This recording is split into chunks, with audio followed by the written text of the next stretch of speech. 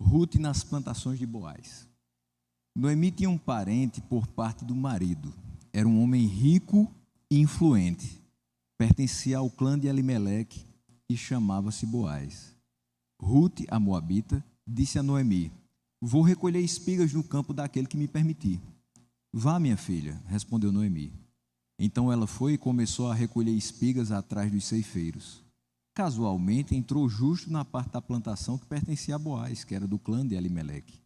Naquele exato momento, Boaz chegou de Belém e saudou os ceifeiros. O Senhor esteja com vocês. Eles responderam: o Senhor te abençoe. Boaz perguntou ao capataz dos ceifeiros: a quem pertence aquela moça? O capataz respondeu: é uma moabita que voltou de Moabe com Noemi. Ela me pediu que a deixasse recolher e juntar espigas entre os feixes após os ceifeiros. Ela chegou cedo e está em pé até agora, só sentou-se um pouco no abrigo. Disse então Boaz a Ruth: ouça bem, minha filha, não vá colher noutra lavoura, nem se afaste daqui. Fique com minhas servas. Preste atenção onde os homens estão ceifando e vá atrás das moças que vão colher. Darei ordem aos rapazes para que não toquem em você. Quando tiver sede, beba da água dos potes que os rapazes encheram. Ela inclinou-se, prostrada, rosto em terra, e exclamou: por que achei favor a seus olhos ao ponto de o Senhor se importar comigo, uma estrangeira? Boaz respondeu: contaram-me tudo o que você tem feito por sua sogra, depois que você perdeu seu marido, como deixou seu pai, sua mãe, sua terra natal para viver com um povo que você não conhecia bem. O Senhor lhe retribua o que você tem feito, que seja ricamente recompensada pelo Senhor, o Deus de Israel, sob cujas asas você veio buscar refúgio. E disse ela: continue eu a ser bem acolhida, meu Senhor. O Senhor me deu ânimo e encorajou a sua serva, e eu sequer sou uma de suas servas.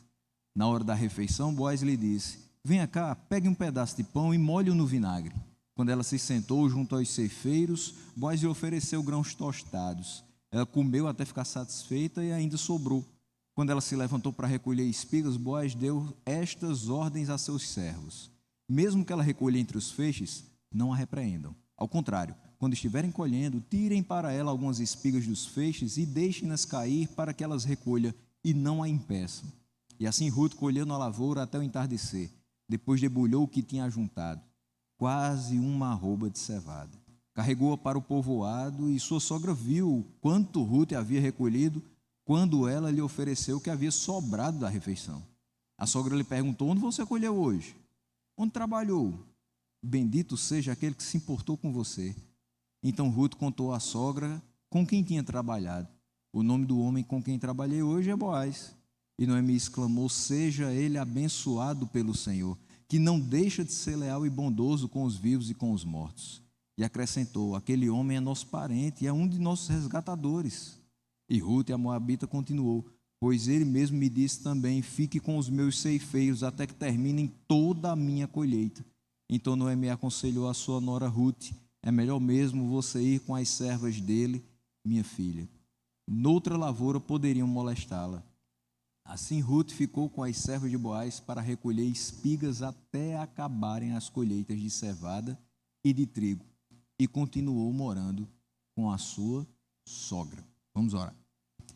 Senhor nosso Deus, nós te somos gratos por tudo que o Senhor tem feito nas nossas vidas, por seres o Deus providente e provedor para cada um de nós. E nessa manhã nós te pedimos que, através da tua santa palavra, nós possamos compreender mais uma vez como o Senhor age em todas as coisas para o bem daqueles que o amam. Assim nós te oramos no nome de Jesus. Amém. Meus irmãos, o capítulo 1 nos mostrou que, como parte de um círculo vicioso, o povo de Belém estava passando por um período de juízo da parte de Deus. E desta feita era em forma de uma grande escassez de alimento. Uma coisa bastante irônica, porque Belém, a casa do pão, não tinha pão. Saindo dos caminhos do Senhor, Elimeleque toma um atalho, e esse atalho vai para os campos de Moabe, e ele leva a sua família ali para tentar sorte no estrangeiro. A palavra de Deus é infinita em sabedoria e nos aponta em Provérbios 14, versículo 12, que há caminho que ao homem parece ser certo, mas o fim dele conduz à morte. E o caminho escolhido resultou em morte. Em morte de Elimeleque, em morte de Malom, em morte de Quilion. Morte tripla naquela família. Deixou Noemi viúva, sem direção e acompanhada agora de duas jovens, moabitas, estrangeiras, e que não geraram descendência junto aos seus filhos. Ao olhar para aquelas duas jovens, Orfa e Ruth, Noemi não tinha a alegria de serem aquelas duas jovens as genitoras dos seus pequenos netinhos, mas tinha nelas a lembrança constante de que a sua família tinha tomado a estrada para lugar nenhum ao se mudar de Belém. Mas Noemi engole o orgulho e, ao saber que Deus voltara a ser propício ao povo da sua terra, por se arrepender dos pecados, isso também fazia parte daquele círculo vicioso da época. Então ela decide retornar. E ela decide retornar principalmente porque voltara a ter pão na casa do pão. Ela não voltaria se não soubesse que o Senhor tinha sido novamente com o seu povo, se ainda houvesse fome lá. Talvez sobrasse algum alimento para alimentar aquela viúva desprovida de recursos e amargurada. Mas ela tenta fazer de tudo para se livrar das suas noras. E com algum custo consegue convencer Orfa. Orfa volta para os seus familiares. Orfa volta para os seus deuses. Orfa volta para recomeçar a vida, quem sabe até casando com um nativo moabita e tendo filhos e filhas. Mas Orfa, apesar de voltar para o que humanamente seria mais prudente e seguro, ela foge das páginas da redenção bíblica e nunca mais aparece. Nós não sabemos o fim de Orfa, mas sabemos o fim de todo aquele que rejeita a palavra do Senhor e a ligação com o povo do Senhor. Ruth, pelo contrário, fica com ela, fica com Noemi e declara da maneira mais profunda e bela a sua afeição por Noemi.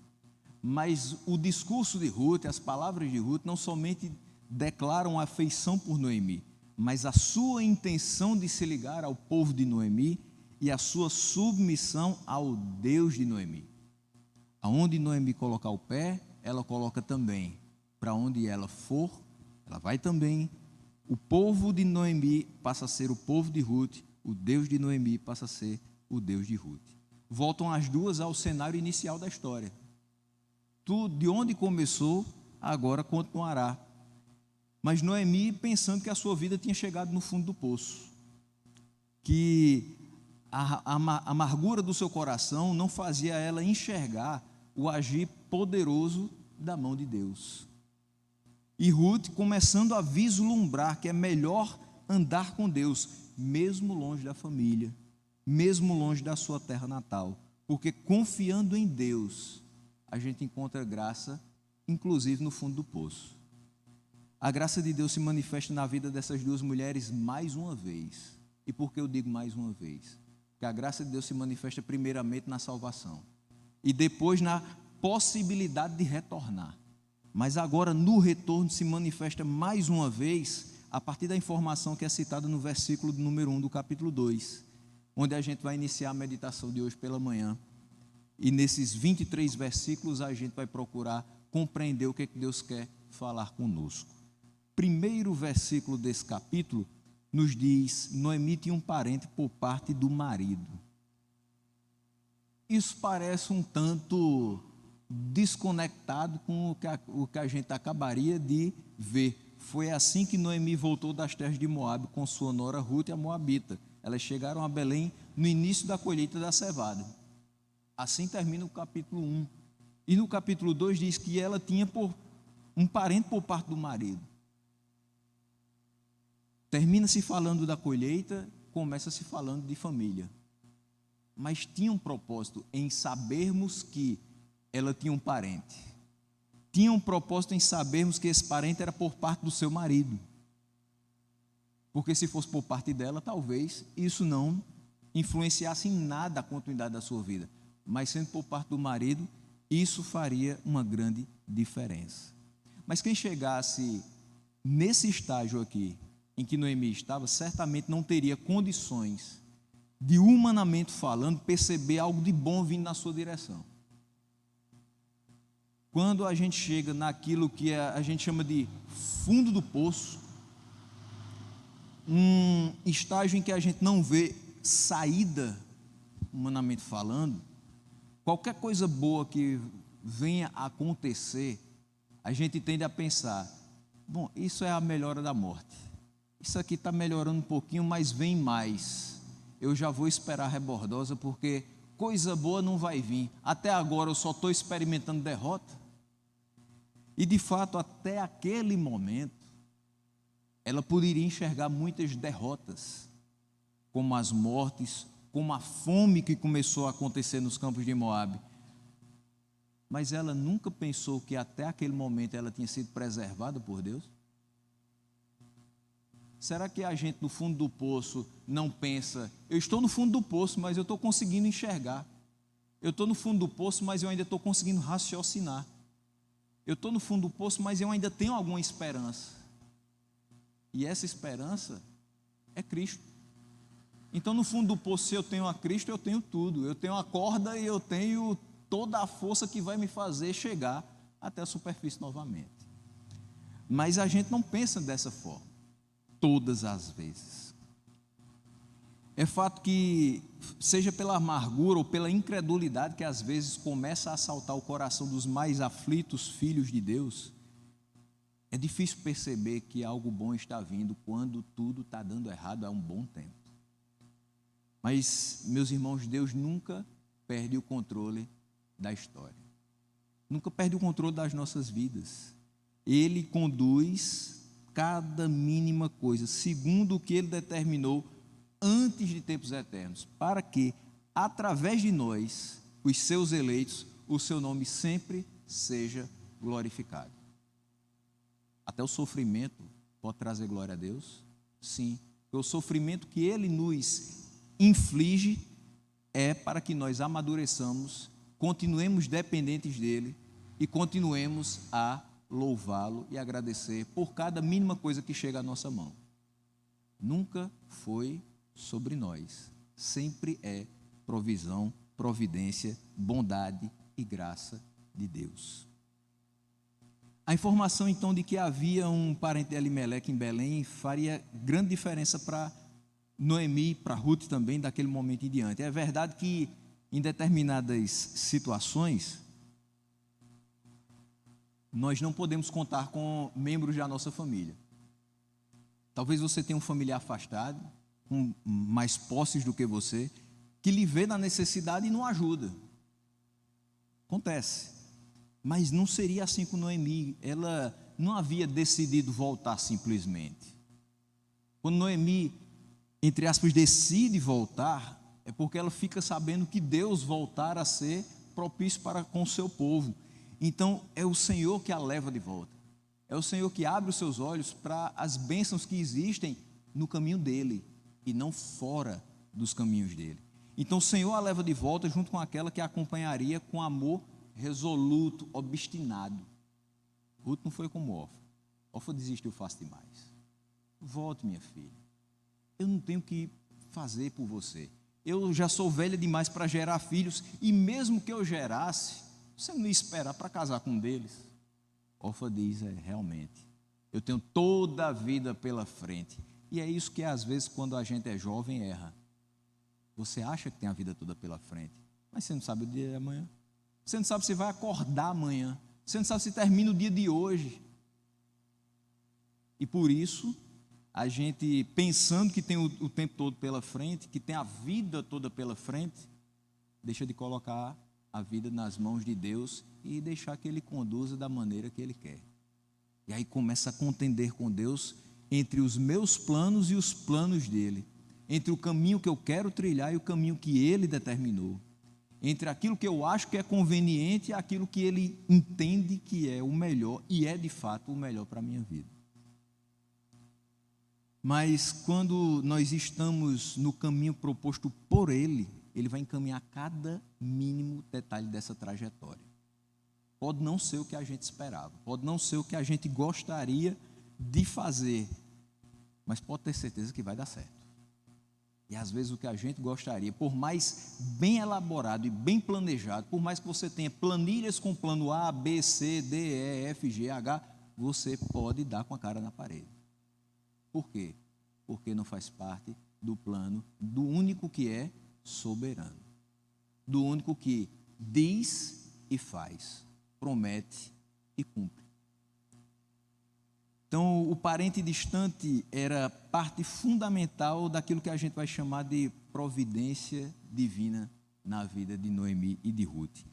Mas diz o texto que ele era um homem rico e influente.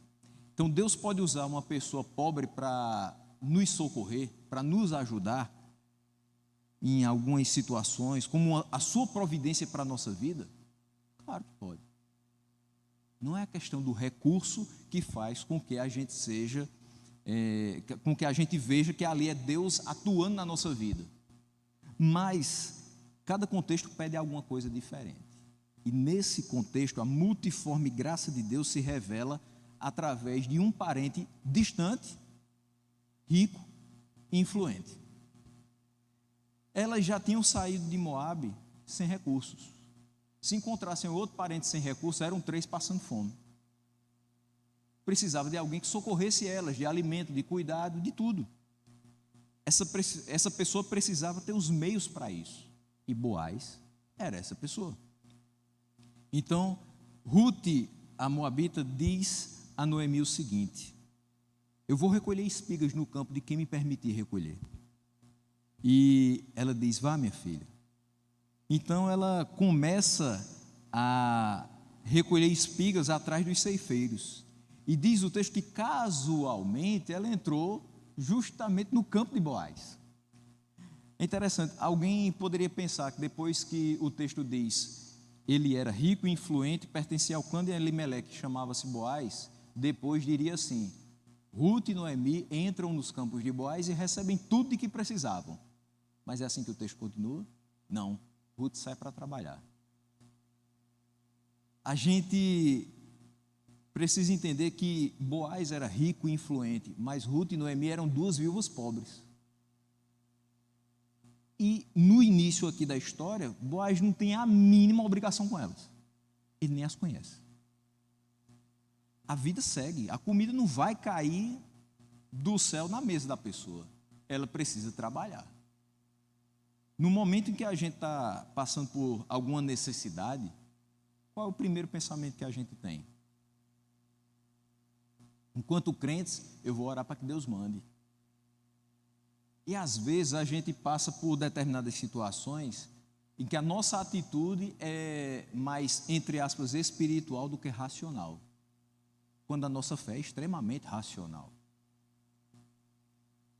Às vezes a gente está desempregado, passando necessidade em casa e diz o seguinte: eu vou agora, toda segunda-feira, tirar o meu tempo para ir para o círculo de oração.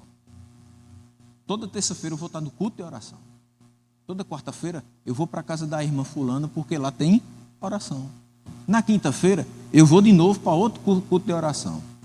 Na sexta-feira, conta comigo lá. No sábado eu vou, onde tiver alguma coisa, nem que seja virtual, me chame que eu estou. Nem que seja na oração da madrugada. No domingo, todo de manhã e todo de noite. Fazendo o quê? Pedindo que Deus mande. Meu irmão, é lícito que oremos para que Deus mande. E nós precisamos nos entregar em oração ao Senhor. Mas a gente também precisa agir. Se você gastar todo o seu tempo em círculo de oração e não entregar um currículo, não vai cair do céu. Se você não se preparar, estudar, buscar um trabalho, nem que seja temporário, para suprir aquela necessidade do momento, não vai cair não. Eu sei que em determinados momentos a gente experimenta um sobrenatural totalmente diferente do que a gente esperava de Deus. E alguém pode bater na porta da casa da gente com uma feira. Pode. Alguém pode chegar perto de você e dizer assim: Deus mandou eu te dar esse valor aqui, compre comida. E ela nem sabe o que você está precisando. Mas o meio comum de Deus prover na nossa vida é através do trabalho. É tanto que o princípio geral é dado por Paulo em 2 Tessalonicenses 3, do 10 ao 12, quando ele diz: quando ainda estávamos com vocês, nós ordenamos isso, se alguém não quiser trabalhar, também não coma. Nós ouvimos que alguns de vocês estão ociosos, sem fazer nada. Mas, mesmo que vocês não trabalhem, vocês ficam falando da vida alheia. A tais pessoas nós ordenamos e exortamos no Senhor Jesus Cristo que trabalhem tranquilamente e comam o seu próprio pão.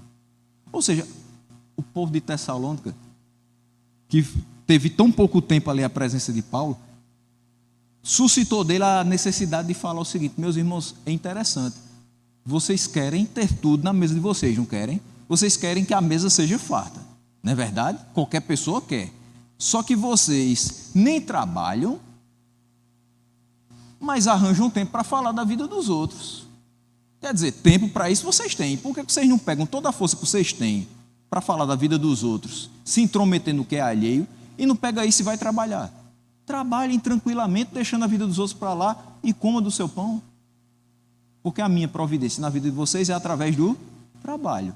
Quem é ocioso vai continuar passando fome. Se você não quiser trabalhar, então também não coma. É simples. Mas às vezes a gente acha que acordou, estalou os dedos, surgiu o banquete. É não. Trabalhe, sue. Ah, isso é culpa de Adão. Adão pecou, agora eu tenho que trabalhar. Não, o trabalho é uma bênção. E lembre-se, Adão foi colocado no jardim para trabalhar, cultivar, guardar.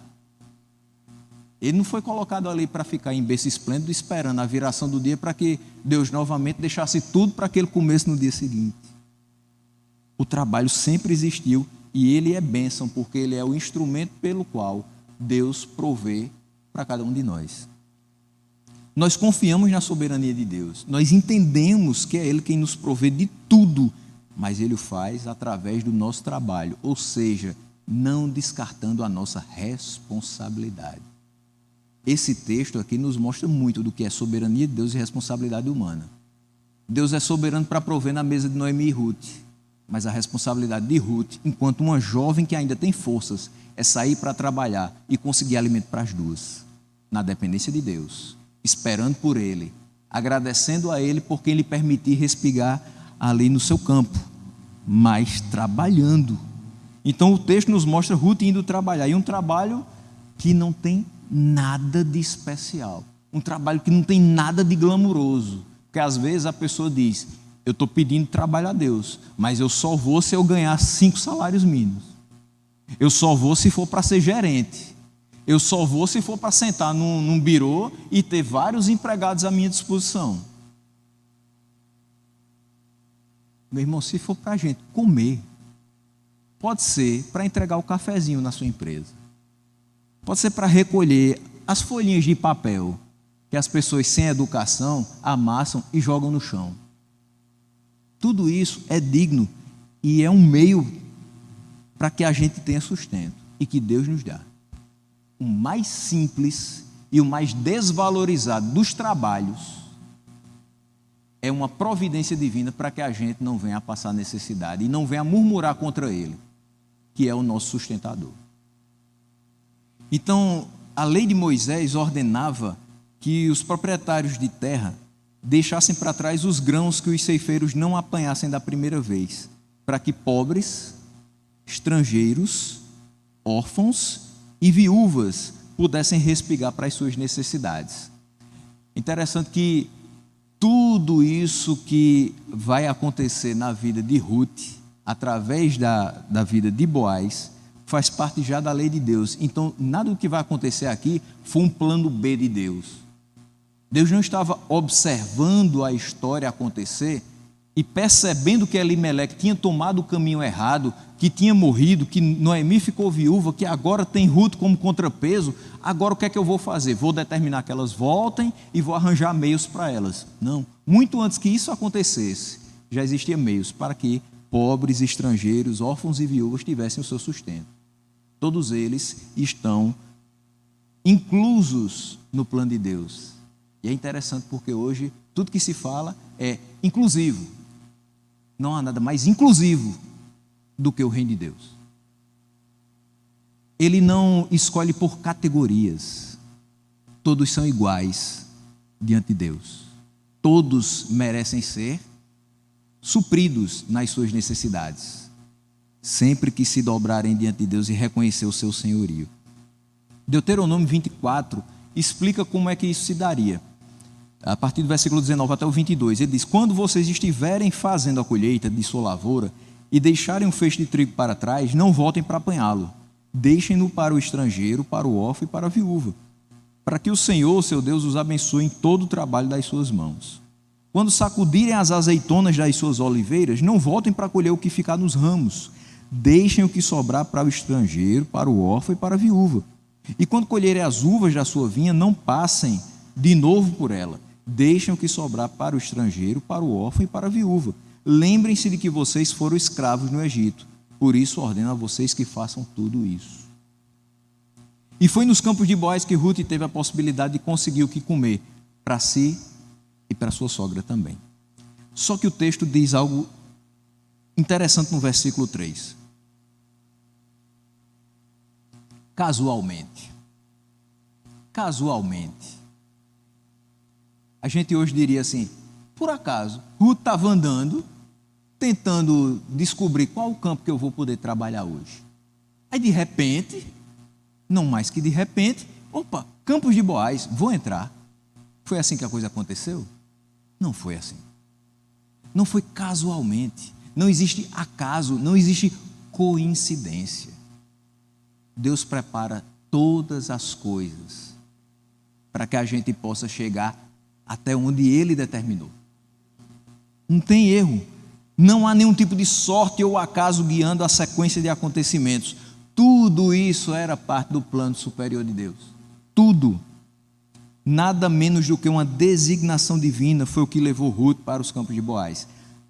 Teve uma visão de um anjo dizendo: Ruth, se dirija aos campos de Boaz. Não teve. Uma voz do céu foi ouvida e uma grande luz impactou Ruth para que ela seguisse até os campos de Boaz. Não. Alguém foi mandado de longe para dizer: Ruth, eis que eu te digo, os campos de Boaz são para a direita, segue até lá. Não. Simplesmente ela ouviu a voz de Deus, no íntimo do seu ser, a conduziu os seus passos, sem que ela nem mesmo percebesse, para o propósito bom, eterno e soberano de Deus.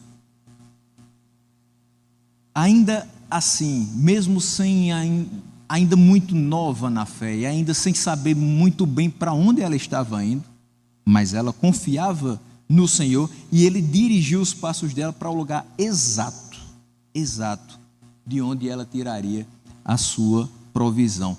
Provérbios 16:9 diz: no seu coração o homem planeja o seu caminho, mas o Senhor é que determina os seus passos. Dessa vez Ruth não teve que escolher o caminho, como Elimeleque escolheu e como Noemi escolheu voltar. Agora ela está sendo apenas guiada por Deus. O versículo 4 diz: naquele exato momento Boaz chegou de Belém e saudou os ceifeiros. Interessante que parece que é outro corte, porque agora eu vou falar de Boaz. Espera aí, Ruth acabou de chegar na plantação dele. Eu quero saber o que é que Ruth vai fazer. Mas tem algo mais interessante sobre Boaz. A gente já sabe pelo versículo 1 que ele era um homem rico, que era um homem influente, era do clã de Elimeleque. Mas há algo muito importante no versículo 4. Boaz sauda os seus ceifeiros dizendo: o Senhor esteja com vocês. E eles respondem: o Senhor te abençoe. Normalmente, quando você vai conhecer uma pessoa, as primeiras palavras que ela diz são meio que determinantes para você estabelecer um conceito acerca dela.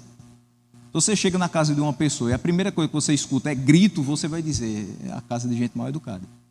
Mas se você escuta alguém orando ou desejando que o Senhor abençoe outra pessoa, você vai dizer: essa casa é de pessoas tementes a Deus. A primeira coisa que a gente escuta da boca de Boaz é: o Senhor esteja com vocês. E ele não está dizendo para seus familiares, ele está dizendo para os seus servos. Então, a gente percebe que essa pequena descrição aqui mostra que Boaz é um homem de posses. Mas ele não é um cara avarento, ele não é mesquinho. Ele está compartilhando, inclusive, das bênçãos de Deus com os seus empregados. O que ele quer para si, ele quer também para os seus empregados. Que o Senhor esteja com eles, abençoar o trabalho das mãos deles. E os seus empregados respondem: o Senhor te abençoe. Isso quer dizer também que os empregados respeitam Boaz por quem ele é. Uma pessoa temente a Deus, um homem generoso, que tem muito dinheiro, mas que não serve a dois senhores. Ele serve somente a Deus. Ele trata bem, ele trata com dignidade os seus empregados, como qualquer cristão faria ou deve fazer. Dos versículos 5 a 9, a gente vai perceber como vai ser essa chegada de Ruth e como Boaz vai interagir inicialmente com Ruth. Versículo 5, ele pergunta: a quem pertence essa moça? E o capataz responde: olha, ela é uma moabita, voltou do Moabe com Noemi, e me pediu que deixasse ela recolher e juntar algumas espigas entre os feixes após os ceifeiros. Ela chegou cedo e está em pé até agora, só sentou-se um pouco no abrigo. Interessante que já faz um certo tempo que Ruth está ali, é próximo da hora do almoço. Ruth já está desde cedo. Na nossa realidade, é como se ela tivesse vencido o primeiro expediente. A manhã toda de trabalho, pelo menos 5 horas de trabalho. Imaginemos que ela chegou às 7 da manhã, é meio-dia, o sol forte, causticante, e ela continua trabalhando. Ela só se sentou um pouquinho no abrigo e levantou de novo para trabalhar. Então, ela é uma trabalhadora, ela está fazendo um trabalho que é árduo, mas incansavelmente e diligentemente está tentando obter alimento não só para si, mas também para sua sogra. É bom lembrar disso. Ela está também querendo alimentar a sua sogra. E Boaz fez questão de que ela soubesse de que ali era um lugar garantido para que ela continuasse rebuscando aquelas espigas. Então, quando ele diz no versículo 8: ouça bem, minha filha, não vá colher noutra lavoura. Ele certifica ela de que naquele local ela pode ficar tranquila. Ela é uma estrangeira, ela é jovem, é viúva. Ela pode sim se tornar um alvo de alguma pessoa que queira molestá-la. Mas ele diz: não se afaste daqui, fique com minhas servas. Ou seja, aqui tem proteção para você, fique aqui. É exatamente esse o local que Deus quer que você fique. Não se afaste, não pegue atalhos, não tente fazer do seu jeito, permaneça aqui. Escute a voz de Deus, siga a sua orientação, escute o que eu vou lhe dizer, escute o que eu vou fazer por meu intermédio, Deus vai operar na sua vida. E ele diz: preste atenção onde os homens estão ceifando. Seguindo o que a lei dizia, preste atenção onde estão os feixes e onde vão cair as espigas, e vá atrás das moças que vão colher. Ou seja, o que elas fizerem, você vai copiando, você vai fazendo igual a elas. Somente darei ordens aos rapazes para que não toquem em você. Ruth, aqui você vai ter alimento para você, alimento para a sua sogra, que agora é a sua família, e ninguém vai tocar num fio de cabelo seu. Fique tranquila. O único esforço que você tem que fazer é trabalhar. A única coisa que você vai fazer é trabalhar e confiar no Deus que te mandou trabalhar aqui nesse campo. Quando você tiver sede, beba da água dos potes que os rapazes encheram. Meus irmãos, até a água de que ela necessitasse lhe seria servida. Naqueles campos que representavam naquele momento o caminho do Senhor para Ruth, tudo estaria à sua disposição. Se ela saísse dali, a menor coisa que poderia acontecer com ela é que ninguém permitiria que ela buscasse espigas. A coisa menor que poderia acontecer é ela receber não atrás de não, e não voltar para casa com alimento. Mas coisas muito piores poderiam acontecer a ela, e ninguém saberia se ela chegaria de volta a casa. A questão é que no caminho do Senhor não só ela teve alimento, como ela teve também a saciedade da sua sede. Ela teve proteção, ela tinha segurança, ela tinha um dono da terra que era favorável a ela. Ela estava bem novamente. Tinha tudo que queria? Não, mas tinha tudo que precisava. A gente, às vezes, não tem tudo que quer. Mas se a gente olhar bem direitinho, com o coração grato a Deus e humilde diante dele, a gente tem tudo o que precisa. Tudo de que precisa.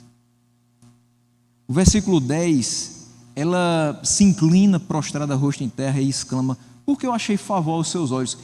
É tanta bondade que você começa a desconfiar. Peraí, esse homem não me conhece. Eu sou estrangeira. E ele está abrindo os campos para que eu tenha alimento. Ele está dizendo que eu vou trabalhar com as servas dele e eu nem sou serva dele. Ele está dizendo que se eu tiver sede eu posso pegar água com os ceifeiros dele. Espera aí, é bom demais para ser verdade. Às vezes a provisão de Deus para a gente é tão boa que a gente começa a pensar, é bom demais para ser verdade. Mas é verdade. E é bom demais. É bom demais saber que Deus cuida da gente. Em detalhes tão pequenos. Eu estou com sede, beba água. Eu estou com fome, pega as espigas. Ela diz: por que eu achei favor aos seus olhos a ponto de o Senhor se importar comigo, uma estrangeira? Porque quando ela chega com Noemi, ninguém olha para ela. Todo mundo olha para Noemi e diz assim: é essa Noemi? Meu Deus, o que foi que aconteceu com essa mulher? Ela passou quase 10 anos fora e está voltando só o farrapo de gente. E ainda tem uma moça com ela. Quem é essa moça? Alguém deve ter perguntado: quem é essa moça? Porque Noemi saiu de lá com 3 homens, um marido e 2 filhos, e volta com uma moça, estrangeira, moabita, ainda por cima, moabita. Mas as pessoas não se importavam com Ruth. Ela era só parte da bagagem de Noemi, da bagagem amarga e que ela gostaria de esquecer.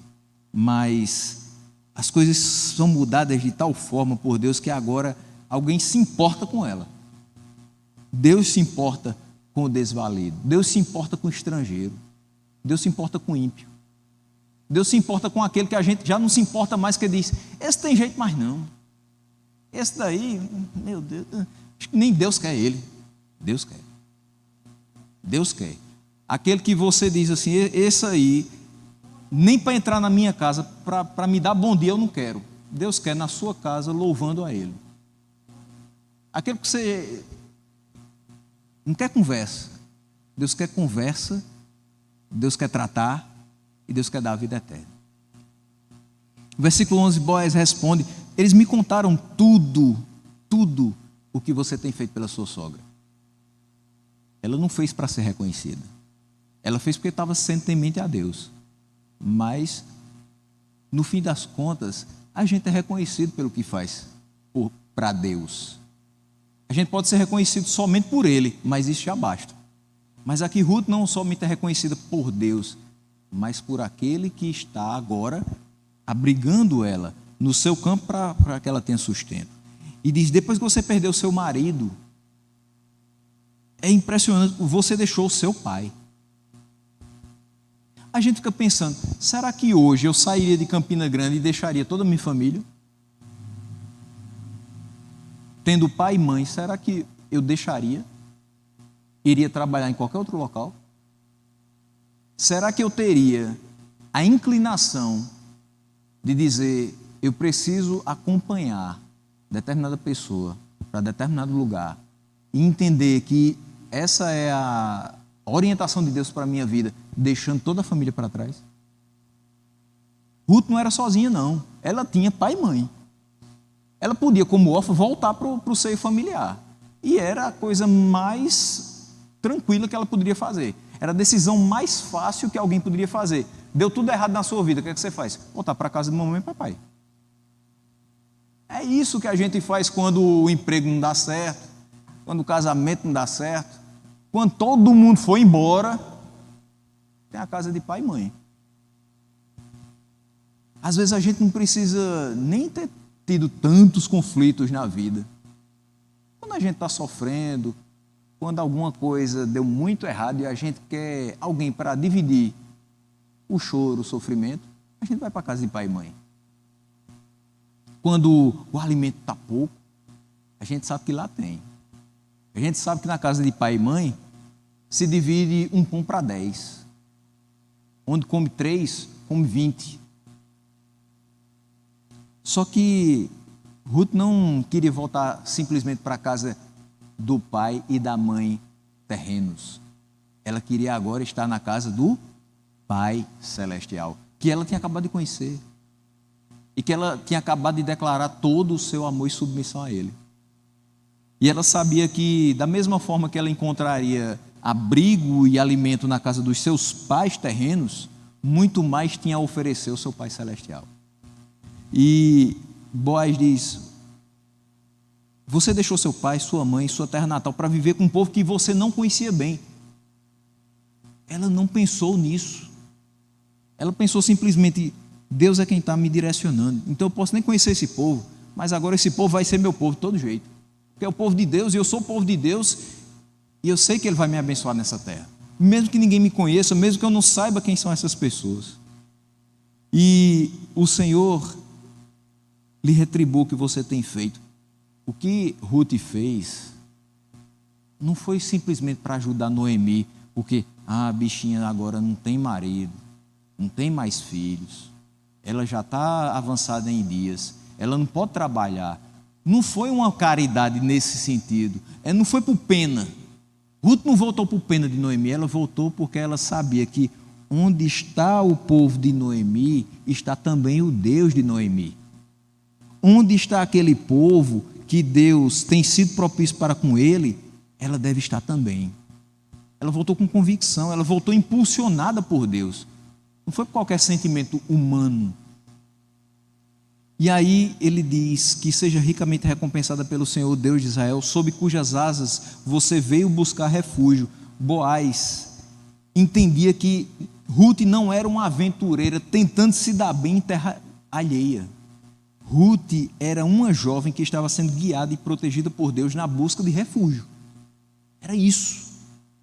Bem acolhida, animada, encorajada. Então Ruth continua a trabalhar. No versículo 13 ela diz: continue eu a ser bem acolhida, meu Senhor. O Senhor me deu ânimo e encorajou a sua serva, e eu sequer sou uma de suas servas. Quer dizer, você podia nem ter olhado para mim. Você poderia ter me ignorado. Ah, é só uma jovem viúva lá dos campos de Moabe. Meu Deus do céu, deixa ela aí. Deixa ela fazer o que ela quiser, não incomoda ela não. Mas não foi assim que ele tratou. Ele deu ordens aos seus servos. Ele disse para ela ficar junto com as suas servas. Ela se inseriu. Pela primeira vez, Ruth se sente parte integrante do povo. Ela não está excluída mais. Ela agora é parte daqueles que estão naqueles campos. Ela continua a trabalhar sempre na dependência do Deus que a tinha levado até os campos de Boaz. No versículo 14 eu quero chamar a atenção só para uma questãozinha. Quando na hora da refeição Boaz lhe diz: venha cá, pegue um pedaço de pão e molhe-o no vinagre. E quando ela se senta junto aos ceifeiros, Boaz lhe oferece grãos tostados. E ela come até ficar satisfeita e sobra. Nesse versículo, Ruth sentou à mesa do seu senhor, Boaz, que agora ela se vê como uma de suas servas. Ele passa a ser o seu senhor, o senhor daqueles campos. E ela se senta à mesa do seu senhor com os demais ceifeiros, come e se farta. E tem ainda comida sobrando. Nós, após regenerados, somos chamados à mesa do nosso Senhor. Perceba isso. E nós nos assentamos com os demais filhos. E nós somos saciados com alimento para a nossa alma. E um alimento que tem de sobra. Esse alimento não só é para a gente. Ele não só dá para a gente e fica a continha, não. É um alimento que existe também para que outros tantos venham e sejam saciados após se renderem aos pés de Cristo. No reino de Deus, a bênção para quem sempre esteve com Ele, a bênção para quem está chegando agora a se unir com Ele e ainda para quem vai chegar. E nos versículos 15 e 16, Boaz vai ordenar os seus servos para que favoreçam a Ruth. Ele diz: quando ela se levantou para recolher espigas, Boaz deu essas ordens aos seus servos: mesmo que ela recolha entre os feixes, não a repreenda. Versículo 16, ao contrário, quando estiverem colhendo, tirem para ela algumas espigas dos feixes e deixem cair para que ela as recolha e não impeçam. Veja, ele deixa Ruth recolher, rebuscar aquelas espigas, mesmo onde não seria normalmente permitido, entre os feixes. Era para ela recolher o que ficava após os feixes. Eles iam passando e recolhendo, e o que ficasse, ela recolheria. Mas ele diz que mesmo que ela ficasse entre os feixes recolhendo também, junto com eles, após os ceifeiros, que eles não impedissem. Ela não deveria ser repreendida, mas ainda eles deveriam intencionalmente pegar e deixar cair. Eita, peguei 3 espigas, caiu uma, não tem problema não. Alguém vai pegar. Vou encher aqui meus 2 braços com 10 espigas. Eu sei que não posso levar, mas meu Senhor me disse que eu deveria pegar, e se cair não tem problema, então eu vou fazer o meu. Peguei 10 espigas, caíram 2. Mas tem Ruth e tem outras pessoas que vão pegar atrás de mim. Tem o pobre, tem o estrangeiro, tem o órfão, tem a viúva, todo mundo precisa ser saciado. E ele era o dono dos campos, ele poderia fazer isso. Ele poderia determinar que alguém intencionalmente deixasse cair alguma espiga para favorecer outra pessoa. Boaz não queria meramente cumprir a lei. E isso é muito interessante, a atitude de Boaz. Às vezes a gente pensa o seguinte: eu tenho que cumprir a lei de Deus. E a gente começa a viver religiosamente. E como bons religiosos, normalmente não nos tornamos bons filhos de Deus. Porque a gente começa a fazer no automático, simplesmente para cumprir aquilo que a gente acha que tem que cumprir. A gente reduz a vida cristã a uma cartilha de regras, e a gente não vive de coração, espontaneamente, amando fazer o que a gente faz, para o louvor e a glória do Senhor. Ele não queria só cumprir a lei. Trazendo para uma realidade bem nossa, ele não era o crente que só queria bater o cartão na igreja. Ele não era o crente que só queria reservar para Deus 1h30 no domingo de manhã e 1h30 no domingo à noite. Ele queria ir além das exigências. Ele faz isso de um jeito que não a envergonhe e nem constranja as demais mulheres, nem cause ressentimento nas outras. Ruth vai ser ajudada, mas entendam, isso é para o bem dela. E se ela estiver bem junto com vocês, é para o bem de vocês também. Não se ressintam com isso. Porque às vezes tem pessoas que dizem assim: fulano acabou de chegar na igreja, está todo mundo babando. Todo mundo abraçando essa pessoa. Eu estou aqui há 10 anos, ninguém nem olha para mim. Não é esse o sentimento que a gente deve ter. Fulano chegou agora, está todo mundo abraçando, e tem que abraçar mesmo. A gente não sabe qual a história de vida daquela pessoa. Talvez seja aquele abraço inicial que vai fazer com que ela se sinta motivada a continuar, do que se ela for tratada com rispidez ou com indiferença. Mas isso não deve ser somente para o que acabou de chegar. Isso deve ser constante, isso não deve se perder no nosso meio. É a recepção bondosa e espontânea e simpática sempre, todos os dias. Porque nós não estamos entre inimigos, nós estamos entre irmãos. A coisa mais normal do mundo é que você entre por essas portas e encontre alguém sorrindo do outro lado. Assim deve ser. E assim deve ser com o estrangeiro que adentrar essas portas também. O trabalho foi árduo, versículos 17 e 18. A moça que havia chegado cedo para Lida rebuscou espigas até o entardecer, diz o versículo 17. E depois ela debulhou. Essa expressão é maravilhosa, porque a gente sabe muito bem o que é debulhar. Mas para quem provavelmente nunca escutou essa expressão, ela pegou o grão e malhou o grão. Ela separou as cascas, separou as palhas, os galhos de tudo que havia ajuntado. Ela limpou o produto do seu trabalho. E o resultado foi a altura do seu esforço. Se eu pegar a expressão hebraica, um efa. Se eu pegar a expressão dos nossos dias, um arroba. Então, entre 13 e 15 quilos foi o que ela juntou em um dia. Imagine que essa jovem não era uma pessoa atlética. uma jovem pequenininha, magrinha, e que tinha passado certa necessidade nos campos de Moabe, e que tinha voltado a pé com sua sogra. Ela estava bem debilitada. Ela não era a pessoa mais indicada para fazer um trabalho tão difícil como esse.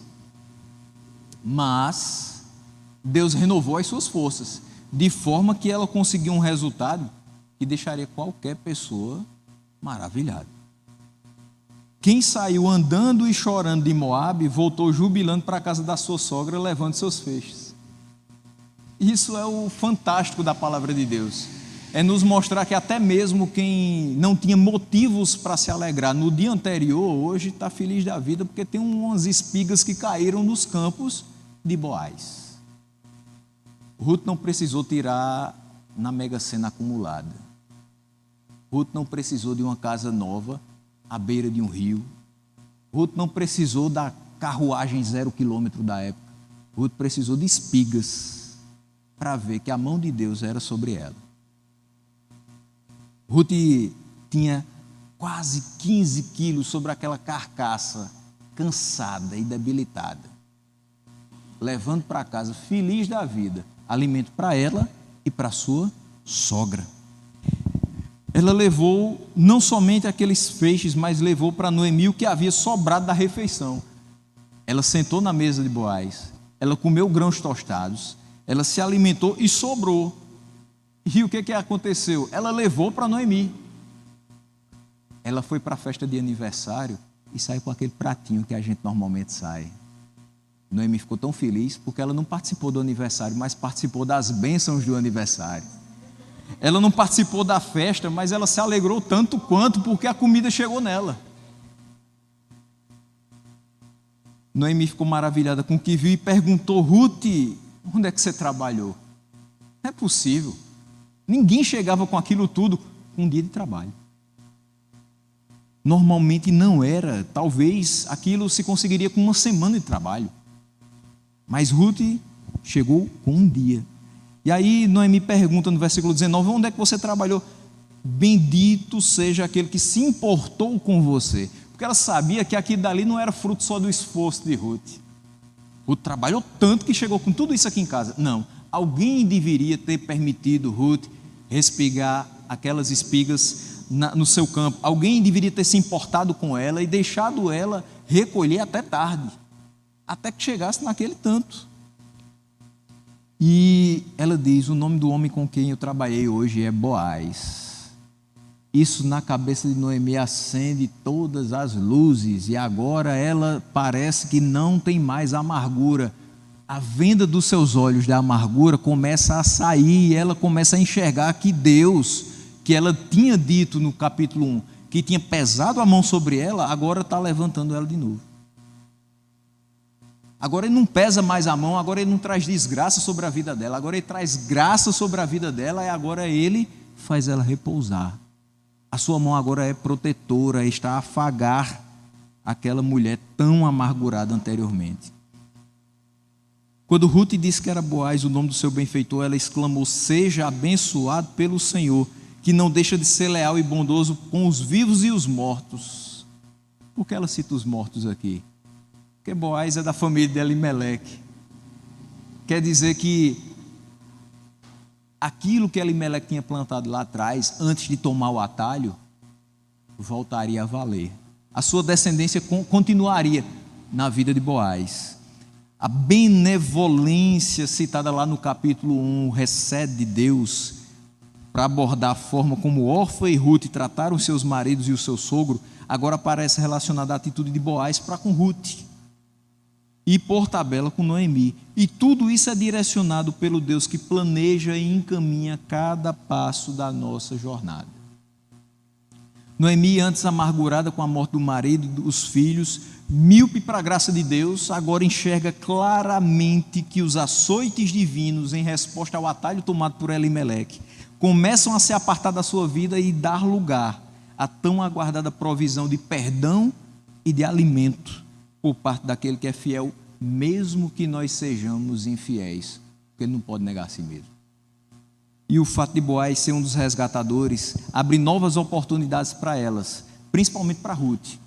Porque o texto bíblico mostra que o resgatador era obrigado a comprar os seus parentes de volta se eles tivessem incorrido em dívidas e um deles tivesse que ser vendido como escravo.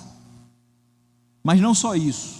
Sob certas circunstâncias, os parentes resgatadores também tinham a obrigação de se casar com a viúva e gerar um filho, um herdeiro para aquele irmão que tivesse morrido, sem deixar descendentes.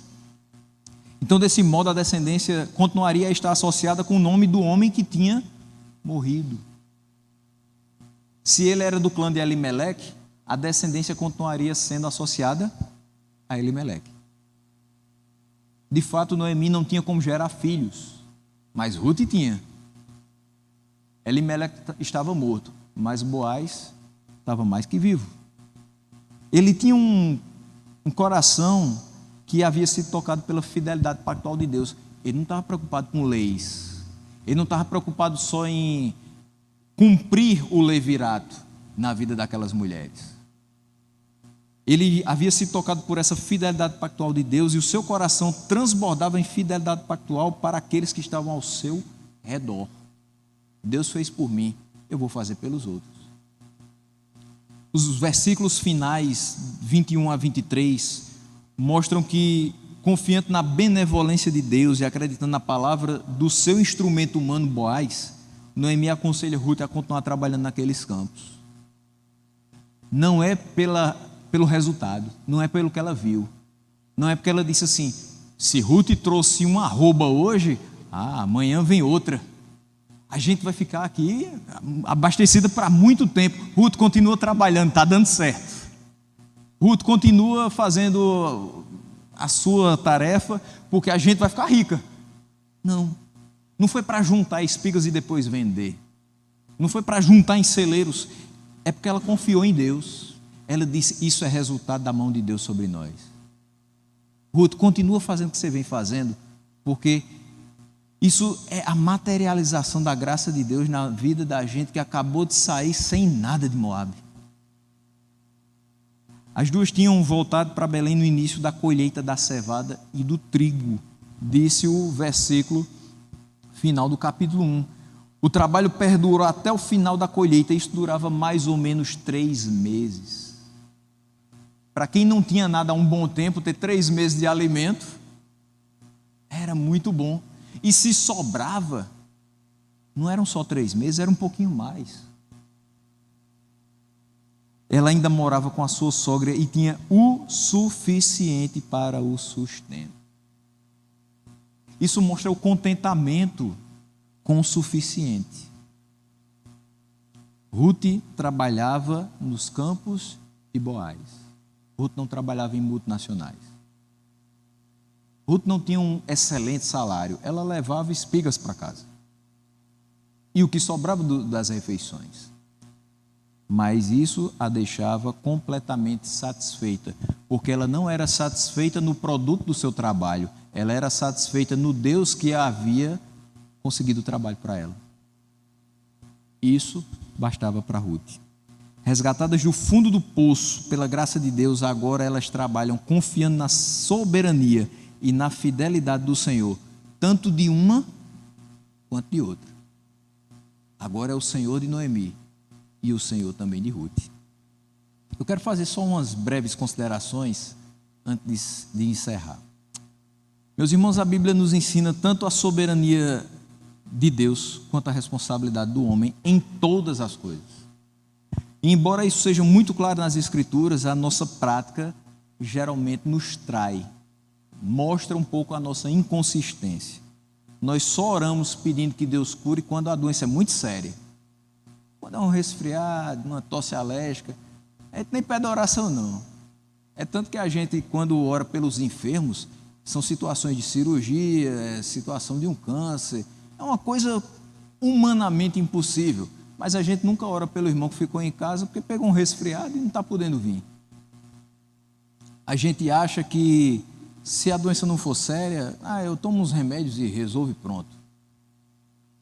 O capítulo 2 de Ruth nos mostra de maneira bela que o Senhor está no controle de todas as nossas necessidades e utiliza inclusive o nosso trabalho para a nossa provisão.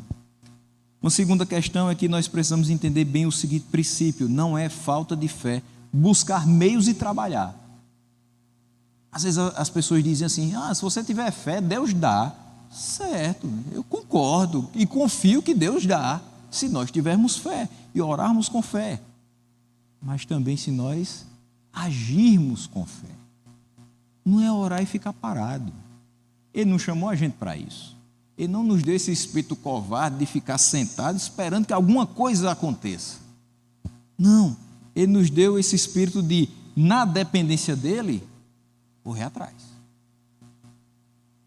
Ele deu condições de trabalho para Ruth. E essa é a real expressão de fé. Seguir o que o Senhor falou acerca de procurar e se esforçar em seu trabalho. Tiago insistiu que a fé sem obras é morta. Aí eu tenho fé. Certo, o que você fez com essa fé? Fiquei esperando alguém vir aqui para me oferecer trabalho. Se você tem fé, corra atrás. O não você já tem. Mas pela fé, o sim você vai conseguir em alguma das portas.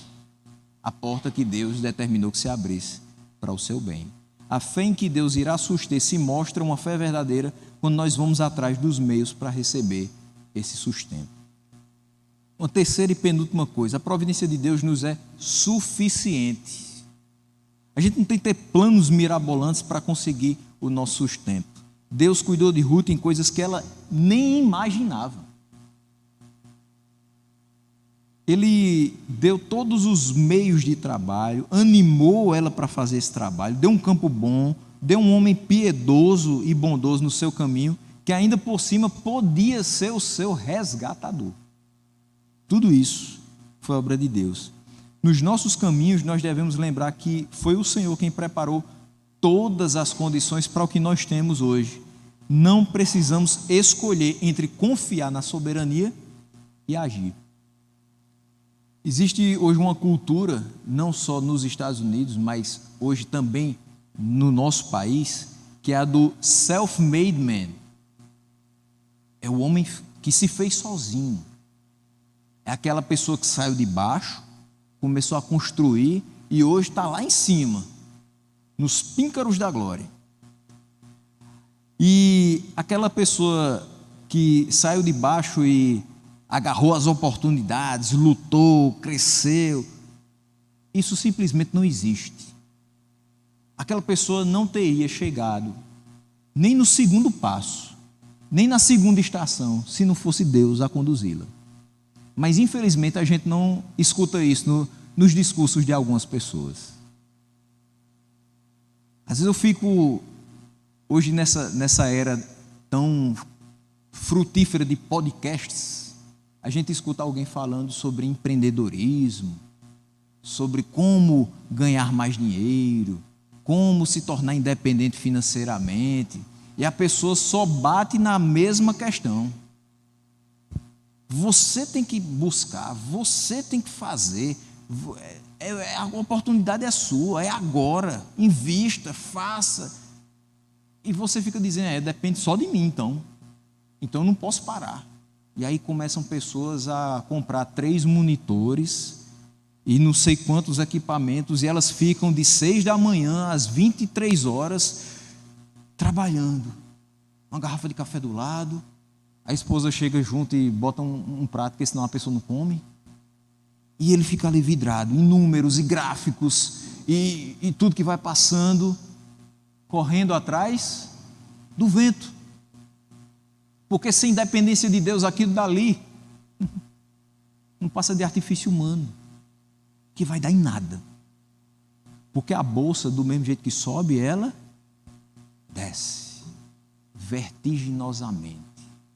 Num dia se ganha milhões, no outro dia se perde bilhões. Quanto mais você tem, mais você pode perder.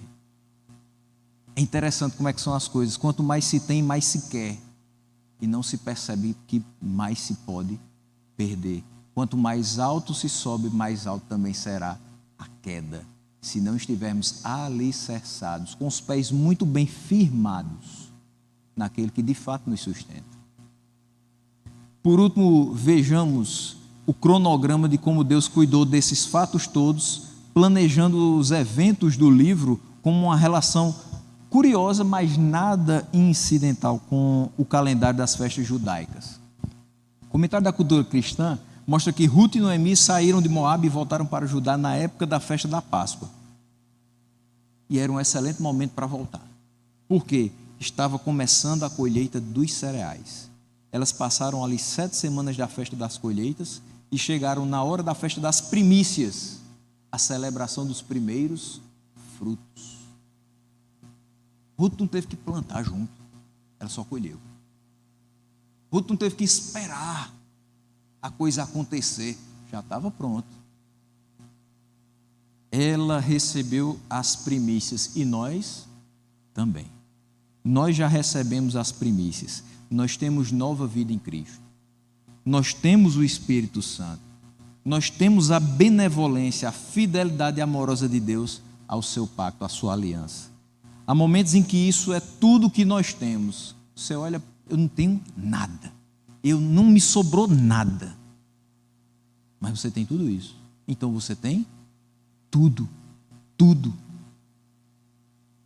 Isso basta para a gente. Na sua bondade, Deus nos oferece muito mais do que rebuscar as espigas que caíram no caminho.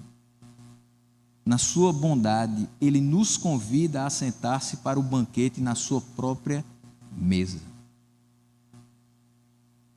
Nós somos alimentados pela palavra de Deus quando nos reunimos como povo do Senhor para cultuar. Nós participamos de um banquete preparado por Ele. E nós participamos inclusive de uma refeição pactual em que com pão e com vinho nós somos alimentados física e espiritualmente na comunhão com Jesus. Que bênção é servir ao Deus soberano. Que bênção é viver na sua dependência. Que a gente continue assim, para a honra, glória e louvor do nosso Deus.